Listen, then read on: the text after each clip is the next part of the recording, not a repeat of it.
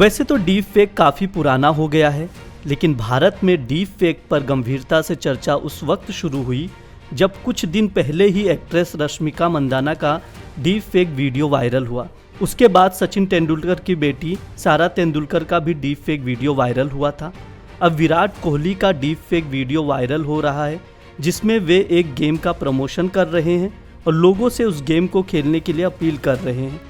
ऐसे में यह जानना बहुत ज़रूरी है कि डीप फेक क्या है, अगर कोई इसका शिकार होता है तो क्या कानूनी उपाय हैं। इसके लिए हमने सुप्रीम कोर्ट के वकील अश्वनी दुबे से बात की। सुनिए उन्होंने क्या कहा। डीप फेक तकनीकी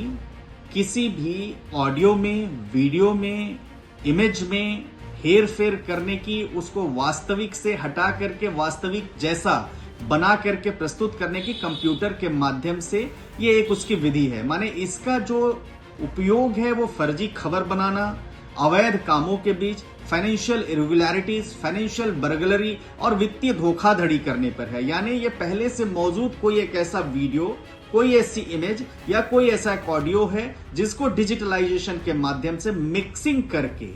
एक सही तरीके से उसको प्रस्तुत करने जैसा। और इसके लिए जो साइबर क्रिमिनल्स हैं वो अपने दिमाग का इस्तेमाल करके, टेक्नोलॉजी का इस्तेमाल करके ये एक सही वीडियो को गलत तरीके से प्रस्तुत करके लोगों के बीच में भ्रम पैदा करते हैं, सही इमेज को गलत तरीके से दिखा करके लोगों के बीच में भ्रम पैदा करते हैं, ऑडियोज के साथ छेड़छाड़ करके लोगों के बीच में भ्रम पैदा करते हैं और फाइनेंशियली भी बहुत ज्यादा चोट पहुंचाने। तो माने ये एक बात है कि डीप फेक तकनीकी कुल मिलाकर के एक ऐसी तकनीकी है जो किसी भी सही चीज को गलत तरीके से टेक्नोलॉजी का इस्तेमाल करके प्रस्तुत करे और जब तक दूसरा आदमी पहचान नहीं कर पाए तो धोखे में आ जाए। देखिए, डीप फेक वीडियो की पहचान करने के लिए जरूरी यह है कि आप बहुत बारीकी से उस वीडियो को, उस इमेज को या ऑडियो को सुनें, स्क्रीन की हर चीज को गौर से देखें, होठों का आकार, पलक झपकाने की स्पीड को भी बहुत नोटिस करें, किसी भी इमेज को दूसरी अगर इमेज अवेलेबल हो उससे मिला करके देखें। और जब तक आप उसमें एक्सपर्ट नहीं है और जरा सा भी संशय होता है तो ऐसी किसी भी डीप फेक के शिकार में, झांसे में आने से पहले इस तरह के आप पूरी तरह से जांच कर लें कि कहीं ऐसा तो नहीं कि एक ऐसी टूल किट है जिस टूल किट के माध्यम से आपको धोखा देने की कोशिश की जा रही है। जैसे जैसे ये तकनीकी विकसित हो रही है वैसे वैसे ही इसके जो चैलेंजेस हैं वो चैलेंजेस बढ़ रहे हैं। इसलिए जरूरी ये हो गया है कि अगर आप नहीं समझ रहे हैं तो आप किसी साइबर विशेषज्ञ से सलाह लें। लेकिन किसी भी डीप फेक तकनीकी के अगर आप शिकार हो गए तो आप याद करिए कि अभी हमारे पास कोई ऐसी डाटा सॉवरेनिटी नहीं है, ऐसी कोई टेक्नोलॉजी विकसित नहीं है जो उसको इमीडिएटली पता करके ये बता सके कि ये गलत है। इसलिए सावधानी ही बचाओ।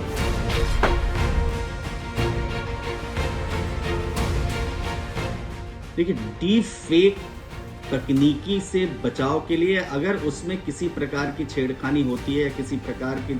उसमें धोखाधड़ी होती है तो उसके लिए भारत के पास कोई ऐसा ठोस कानून नहीं है जिसके माध्यम से डीप फेक टेक्नोलॉजी के शिकार व्यक्ति को न्याय दिला जा सके। हालांकि कुछ प्रावधान हैं, जैसे इंफॉर्मेशन टेक्नोलॉजी एक्ट के कुछ प्रोविजंस हैं, जैसे क्रिमिनल डिफेमेशन है, सिविल डिफेमेशन है, एक्सटॉर्शन है, ये सारे प्रावधान हैं। लेकिन अगर हम देखें कि जिस तरह से यूरोपियन यूनियन के पास डीप फेक माध्यम से दुष्प्रचार करने के लिए उनकी जो एक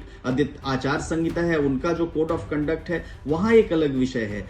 लेकिन अगर हम भारत में देखें तो भारत में भी कुछ नहीं। अगर संयुक्त राज्य अमेरिका की भी बात करें तो वहां डिपार्टमेंट ऑफ होमलैंड सिक्योरिटी जो है उनके पास उनका अपना deep fake task force act है जिसके माध्यम से वो टैकल करते हैं। लेकिन भारत के पास अभी वो टेक्नोलॉजी डेवलप नहीं है। जरूरत इस बात की भारत में भी इससे डील करने के लिए, ऐसे होने वाले घटनाओं को रोकने के लिए एक ऐसा कानून आए। और उस कानून के लिए सबसे पहले जरूरी है डाटा की सॉवरेनिटी, क्योंकि डाटा सॉवरेनिटी एक सबसे बड़ी चीज है, क्योंकि यहाँ पर मैक्सिमम कंप्यूटर और इंटरनेट का यूज होता है। तो जब कंप्यूटर और इंटरनेट का यूज होता है तो उसके लिए तभी जरूरी है जब कंप्यूटर और इंटरनेट के लिए आपकी डाटा की संप्रभुता हो। जब आप संप्रभु होंगे डाटा के माध्यम में, आपके अपने चेक एंड बैलेंसेस होंगे, आपका अपने हाईटेक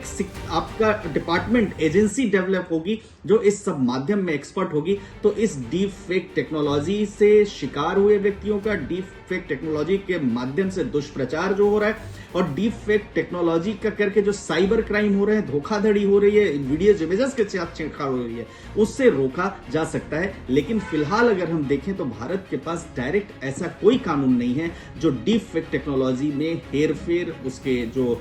डिसएडवांटेजेस हैं, उसका जो नुकसान है, उस नुकसान को रोकने के लिए कोई खास कानून हो।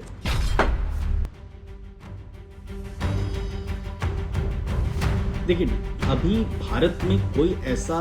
कॉन्क्रीट डायरेक्ट कानून नहीं है जो डीप फेक टेक्नोलॉजी से शिकार हुए लोगों का, डीप फेक टेक्नोलॉजी जैसे जो उसमें जो ऑफेंस कमिट होते हैं उनके लिए जरूर जो कानून हो जो डायरेक्टली डील करता हो। इनडायरेक्ट कानून तो हैं, इनडायरेक्ट कानून जैसे इंफॉर्मेशन टेक्नोलॉजी एक्ट हो गया और या इंडियन पीनल कोड के प्रोविजंस हो गए, वो सारी बातें हैं। लेकिन अगर हम देखें तो डायरेक्ट अगर कि डीप फेक टेक्नोलॉजी के शिकार हुए व्यक्ति को अगर कानून में मुकदमा दर्ज करें तो इस नाम से अभी कोई ऐसा कानून नहीं है। हाँ, जरूरत इस बात की जैसे जैसे टेक्नोलॉजी डेवलप हो रही है तो भारत सरकार उसके लिए एक कानून लेकर के आए ताकि अगर किसी प्रकार की ऐसी कोई घटना हो तो उससे जो है उसको रोका जा सके।